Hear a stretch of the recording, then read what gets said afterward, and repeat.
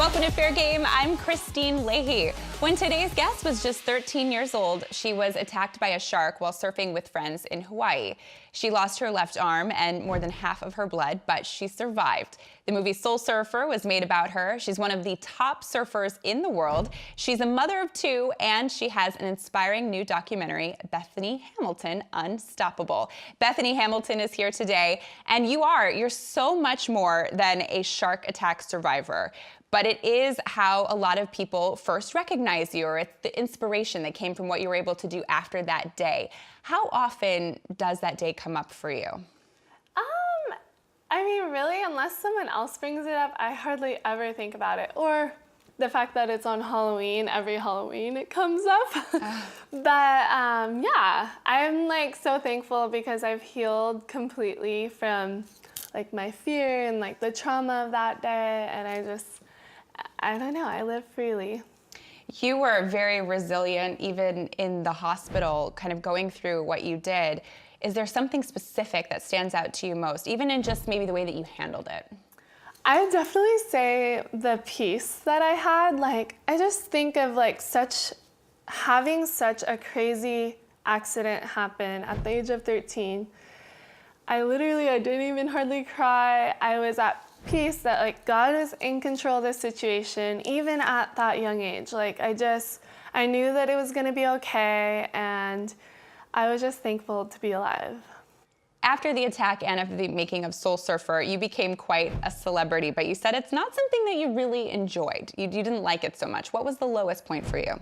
Oh my gosh, I literally, like, dealing with one arm was, like, to me, doable, but becoming so well known all of a sudden and being so young, and you know, I grew up in this small town in Kauai. I knew everyone, and all of a sudden I'm world renowned and everybody wants a piece of me and a piece of my story, and it was mind-boggling for me. But I did see a lot of beauty in being able to share how I overcame and getting back in the ocean and bringing hope to people who maybe were going through a time feeling hopeless. And that definitely drove me to continue getting out and sharing my story and just sharing how I get through life. Who kind of guided you through that?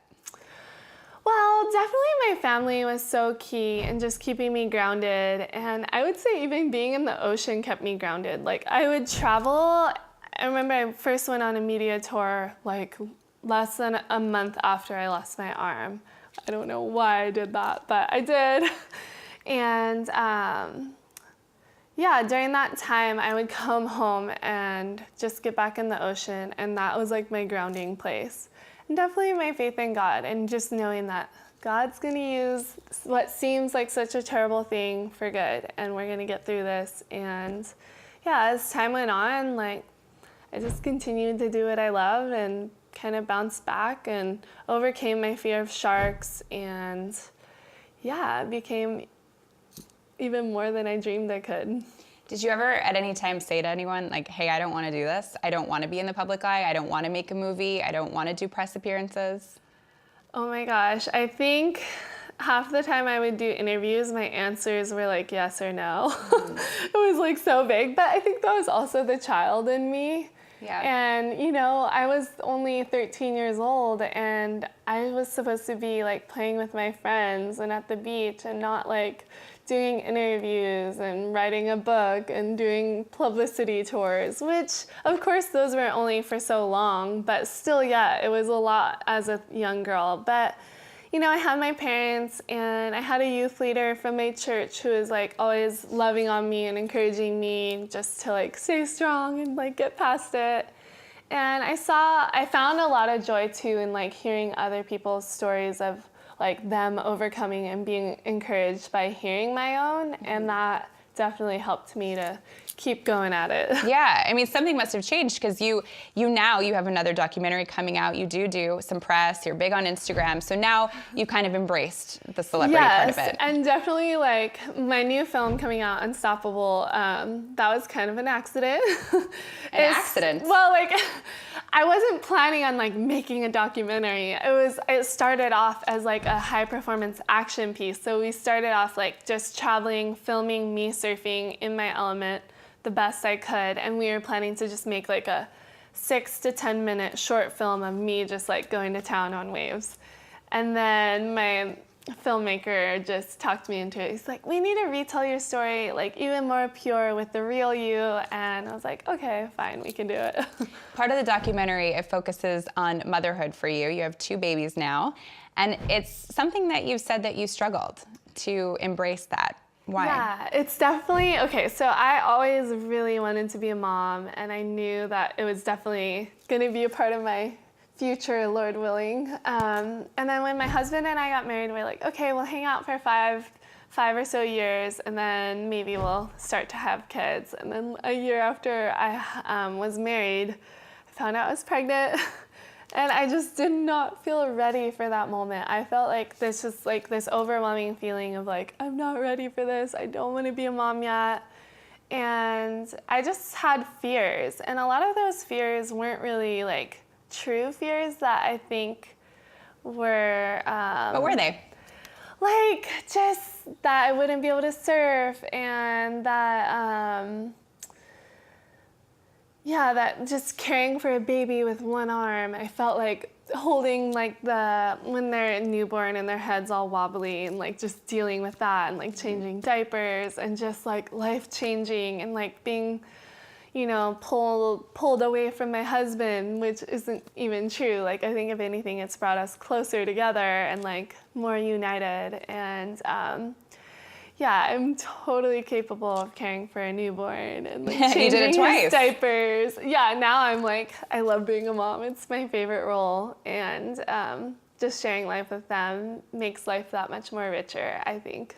Well, those fears that you had, I think, are pretty normal for most women who have kids. They're not sure if they know how to take care of the baby or if they can still work and do their job. So why was it so important for you to share that now? Yeah, for me to share that in my documentary, because, I mean, being a surfer is definitely doable, just continue surfing, but be a mom and dealing with, like, the postpartum body and whatnot. But I think I knew a lot of women were facing those same fears and struggles, but it's not talked about a lot. And so I wanted to talk about it and share how, hey, I'm like all of you. I had fears and struggles, but I wouldn't want it any other way looking back on that time. Like, I'm so thankful for my little man and being able to be his mom. And like, he's just along for the ride in our little journey of life. And he's so awesome. There's a letter I found that you wrote to your son, Tobias. I would love to hear from your perspective what it said. I thought it was really cute. Okay. My main thing was just letting him not get knocked down by the hard things in life that's going to come his way. Because all of us face difficult times. Maybe not a shark attack, but your own version of little shark attacks in life. Maybe big ones, maybe small ones. And I just wanted to encourage him to like, hey, you can overcome these, and to not give up and just keep charging and like getting past those tough times that come your way. He's already started surfing at just 3 years old. That's really, really impressive. But was there ever kind of any thought for you, like, do I let him surf? Do I want him to do this? No, I like more than anything hope he takes on surfing and has a passion for the ocean like I do, because I want to spend a lot of time with him, and if he likes the ocean, then I get to be in the ocean a lot more too. But I also want to see the different passions that he comes up with and help cheer him on in those. But I definitely hope he like really gets the surf bug so we can go surf together. How do you teach a 3-year-old to surf? So with Tobias, I take him on the surfboard with me. So I'm like riding with him, and he has those little floaties on, and he is so hooked. He like asks me to go. And can he stand up? Yes. He does a lot of laying down, and sometimes he stands up, and sometimes I stand up with him. It kind of depends on the waves and conditions we have. Mm-hmm. And he absolutely loves it. Like, he totally gets the big smile on his face. And I'm definitely trying to keep it just pure fun, and like definitely not pushing him, or I just like say, hey, like, do you want to go surf? The waves are going to be fun for, like, we call them bias waves. So we'll be driving in our car, and where we live, like, the ocean is always there usually. So he'll be like, oh, there's bias waves. And it's just like makes my heart just like fill up with joy. There will be a day when he's old enough to understand who his mom is and what you've been through. He might even have some questions about sharks if he's out there swimming. Oh, have yeah, you had that conversation with him? We already talk about sharks, and because his cousins are a little older than him, and they're always like, Auntie, you lost your arm to a shark. And so it's definitely gone through his mind, and I'm always just encouraging him like, hey, most sharks are really friendly, and if anything, they stay away from us, because that is the truth. Sharks don't want to be like around people, and like a lot of sharks tend to be loners. So I just remind him that like most sharks are nice and they're friends, and we want to love on them and be friends to them too. I think a lot of people who had been through what you went through, and it was your dream, and you were doing so well at this sport, and it was kind of stripped from you, they would regret it. They would look back and say they wish it never happened. You say the opposite. You say if you went back, you wouldn't have it any other way. How is that? I know, it's crazy to think that, wow, if you could just somehow choose your life path, that, I don't know, sometimes I'll imagine life with two arms, and like, it's hard not to be like, wow, that would be amazing. But at the same time, I just think of like all the beauty and good that has come from the loss of my arm and overcoming it the way that I have.